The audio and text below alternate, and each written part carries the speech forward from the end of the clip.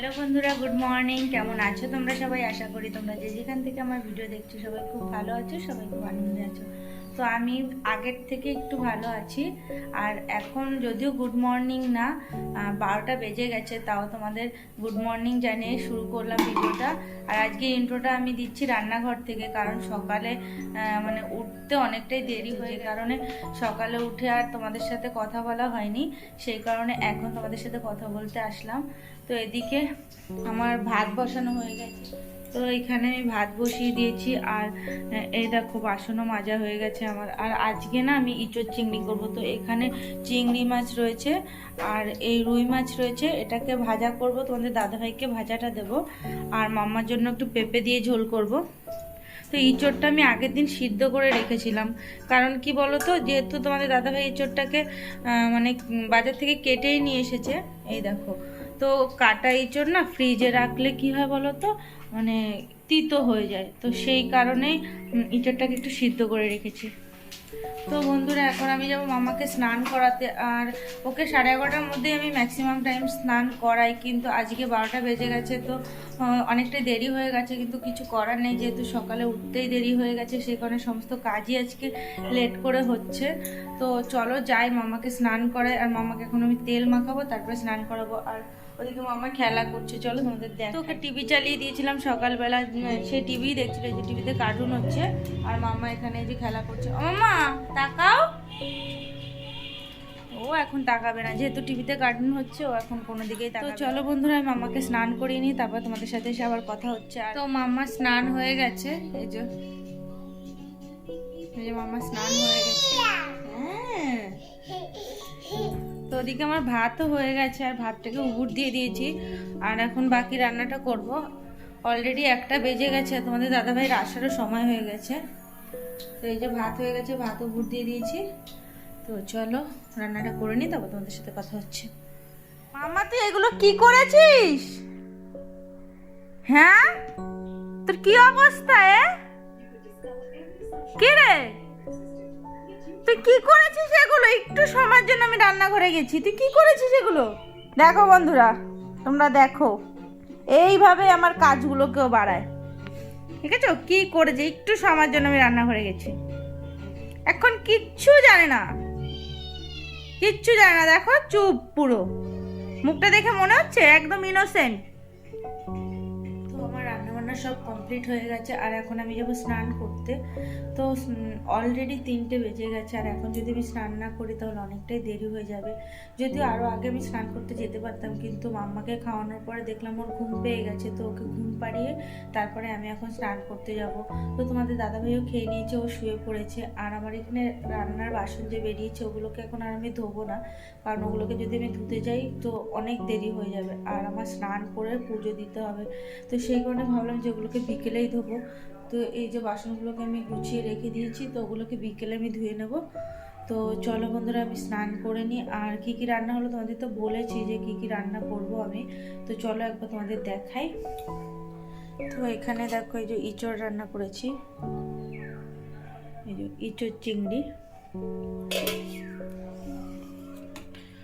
আর এখানে যে মাছ ভাজা, তোমাদের দাদাভাই খেয়ে নিয়েছে কটা, আর আমার জন্য রেখেছে।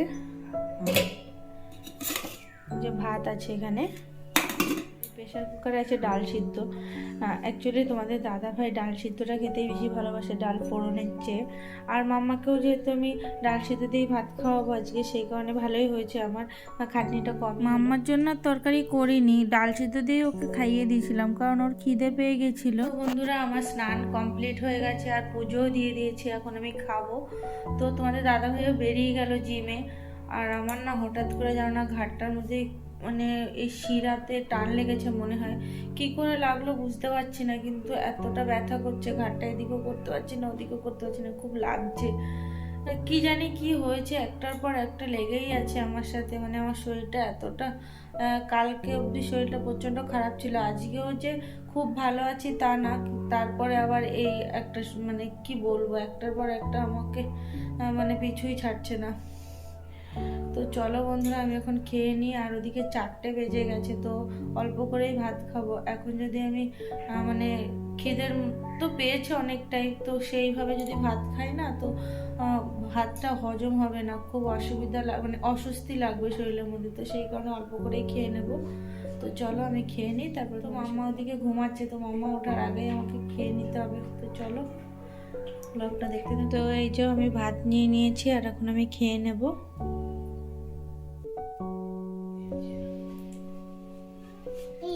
না ওইটার মধ্যে নেই বাবা, এটাই এটা ভালো জিনিস, খাও খাও।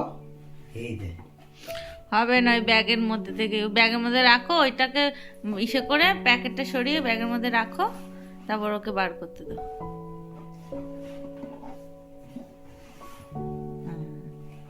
ব্যাস, এটাই ওর আনন্দ। ভাবছিলাম ব্যাগে ভরে নিয়ে আসবে।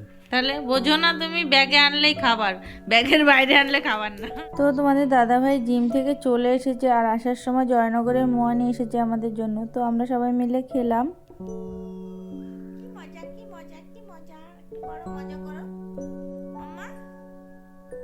ও মাম্মা, এটা কে? চিনি না। এলিয়ান? কে এলিয়ান?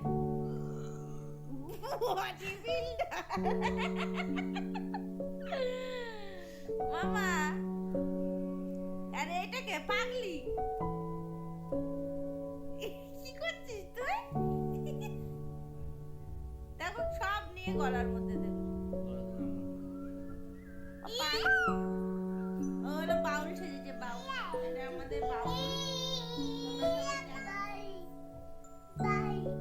তোমরা কি কেউ গান করতে নেবে এই বাউলকে? তোমরা কেউ নেবে কি গান করতে? দেখো কত সুন্দর মিষ্টি একটা বাউল।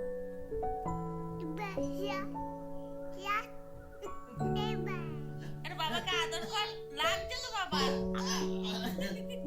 আদর কথা, বাবাকে আদর কর, আদর কথা হামুদা দাও। আমি আমার আদর করো, বাবাকে করো, আদর করো, আদর করো। হামুদা হামুদা হামুদা বদমাশি করছে, হামুদা আদর কর।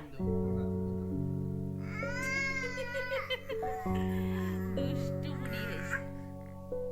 সন্ধ্যা টন্ধা দেওয়ার পরে আমরা তিনজনে মিলে একটু আড্ডা দিলাম, তারপরে তোমাদের দাদাভাই গেল মাঠের দিকে একটু আড্ডা দিতে। তো তোমাদের দাদাভাই বাড়ি চলে আসলে তারপরে একবারে খেয়েই ঘুমিয়ে পড়বো, আর মাম্মা এখানে খেলা করছে। তো গাইস চলো ভিডিওটা আজকের মতো এখানেই শেষ করছি। ভিডিওটা ভালো লাগলে অবশ্যই একটা লাইক করে দিও, আর আমার চ্যানেলটা সাবস্ক্রাইব করে চ্যানেলের পাশে থেকো। তো চলো, গুড নাইট।